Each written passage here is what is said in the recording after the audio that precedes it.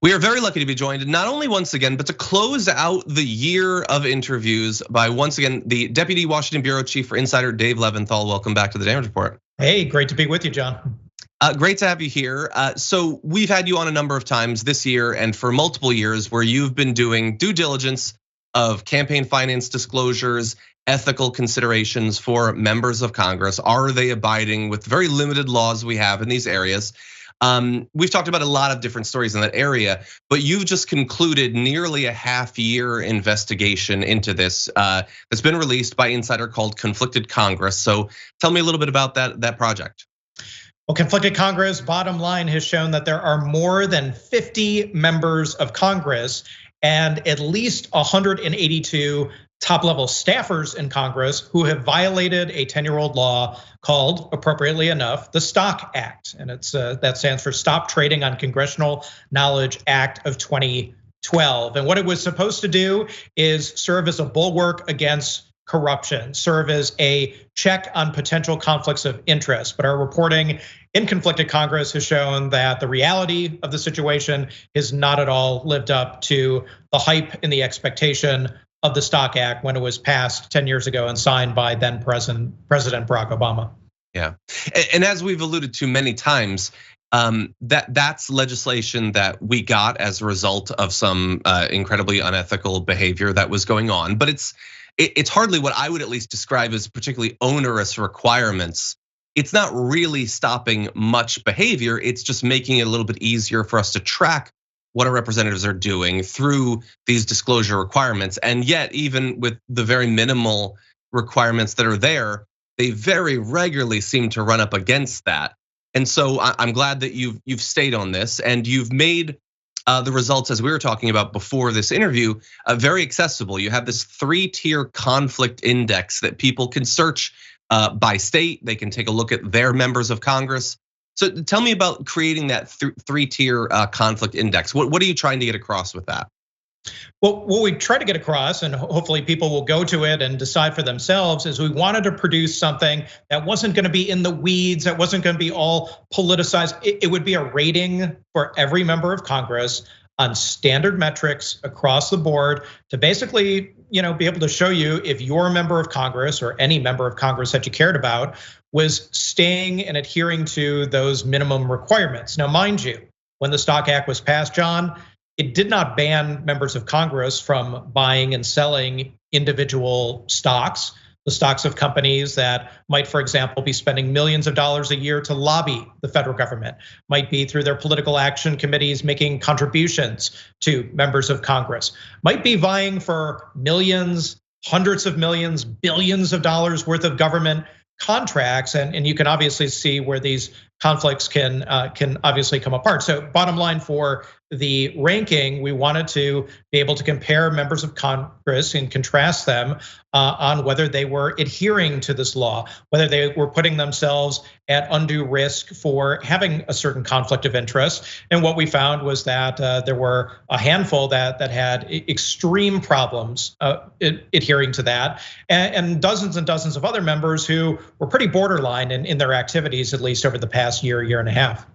Yeah, and as we've talked about before, I want to make clear that people know that this is not a thing where, oh, what do you know, the Republicans are all just violating this, but the Democrats are great. I was looking over a few random names before we started, and Dianne Feinstein, senator from my state, is in your red category. Marjorie Greene is in the green category, and so it really does seem like there is compliance on both sides, but there are problems on both sides as well.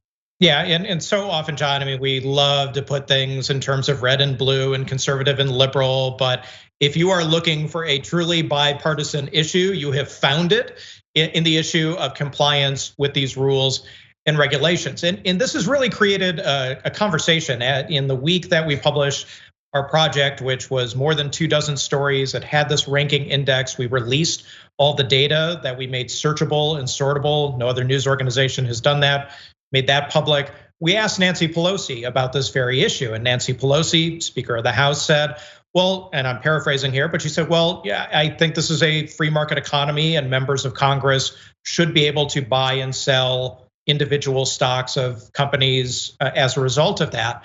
Well, there was huge backlash, both from the right and from the left. I've never seen, Tucker Carlson and Stephanie Ruhle agree on from MSNBC agree on something quite like they did on this particular issue, and many other voices out there in politics and media who were questioning the wisdom of Nancy Pelosi saying what she did, but also to having a debate as to whether there is truth to what she said or whether she is absolutely out to lunch. Several of our stories, I should note, focused on Nancy Pelosi, one in particular about a day when she was really trashing Facebook, for example, and her husband was acting on stock options that he had in Facebook right at the same time too. So Nancy Pelosi got a borderline grade in our ranking. There are many other members of Congress too, because of either violations of the Stock Act themselves, violations by their staff members, even some things that you wouldn't think much about, but are very important to all of this, the legibility of disclosures that they make. I mean, we have members of Congress, John, who handwrite their disclosures. At best, it's chicken scratch. I mean, this is 2021, and we still can't even read the actual disclosures that by law they have to make simply because their printing is bad. I mean, that's really what it comes down to. Yeah, well, I'm glad that you brought up the Nancy Pelosi quote because I was definitely going to ask you about that. It's great that we have her going on the record, although I could not disagree more with her position on it, especially considering that she herself is hardly an unbiased, perspective on this topic. But I'm glad that it's out there. I'm glad that we have a couple different forces that really seem to be keeping this in the discourse. Your reporting at Insider has made this a regular source of news stories. We have, the lingering electoral, seeming at least some ramifications of the two Georgia senators last year, both seeming to be implicated in unethical behavior. You have politicians like Representative Alexandria Ocasio-Cortez who are regularly talking about personal stock ownership. And now I'm seeing more and more stories. I know Sledge is out with a story, I think just this week, about the number of Congress people who bought stock in oil and gas manufacturers that are going to make a lot of money off the infrastructure deal. It feels like maybe we're getting to a point where we can possibly have not just compliance with something like the Stock Act, but additional legislation. We've talked in the past about that. What is your current level of optimism that something like that might happen? Well, just to seize on what you brought up about, for example, oil and gas stocks for a second, then I'll answer your question. I mean, we found numerous examples across all different industries where members of Congress were investing in companies that they, by virtue of sitting on a particular committee, for example, had jurisdiction over. We found numerous members of either the House or the Senate Armed Services Committee, for example, John, who were trading in Lockheed Martin and Raytheon and Northrop Grumman and these companies that produce weapon systems and bombs and bullets and the whole 9 yards. We found a number of different members of Congress who invest in media stocks, even though they are often crosswise with social media or traditional media.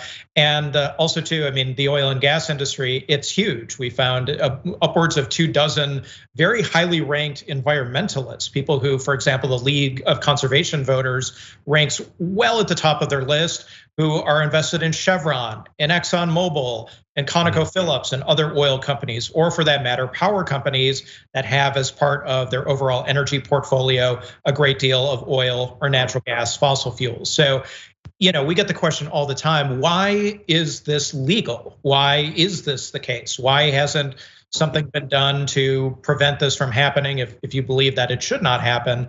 And the answer is that Congress makes its own rules. Congress made the rule 10 years ago to pass the Stock Act, and Congress has not since updated that rule, updated that law that governs Congress itself ever since. Now, there are bills in the pipeline right now that potentially would change that. One in particular would ban members of Congress from individually owning, selling individual stocks.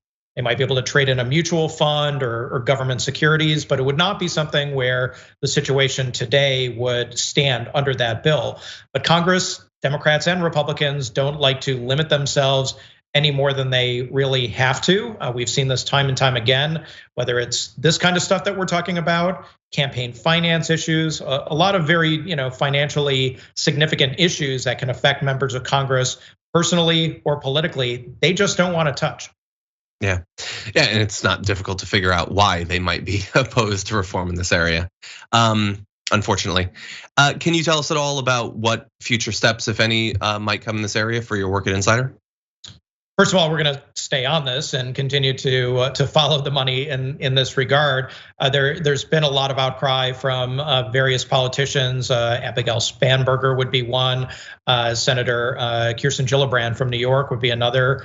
AOC, Representative Alexandria Ocasio-Cortez, has been very outspoken against Nancy Pelosi on this issue, as has been Elizabeth Warren. So there definitely is some action on Capitol Hill and some conversation and discussion that perhaps was not taking place just a couple of weeks ago. So we're definitely going to be tracking and monitoring in 2022 as to whether Congress is going to do anything about this, whether there will be any action on some of the bills that are in the pipeline, and if there is going to, in fact, be a greater appetite because of the attention that's now been given to this issue for the lawmakers themselves to say, actually, hey, there's a different way that we want to go with this.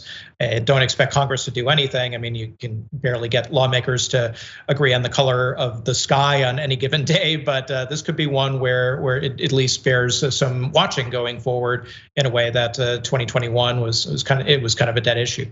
Yeah. Okay, well, we're glad that you're going to stay on it, and hopefully we'll keep talking when you come up with the next steps. Dave Levinthal, as always, thank you for joining us, and thank you for your work on this issue throughout 2021. My pleasure, and Happy New Year to you. You too.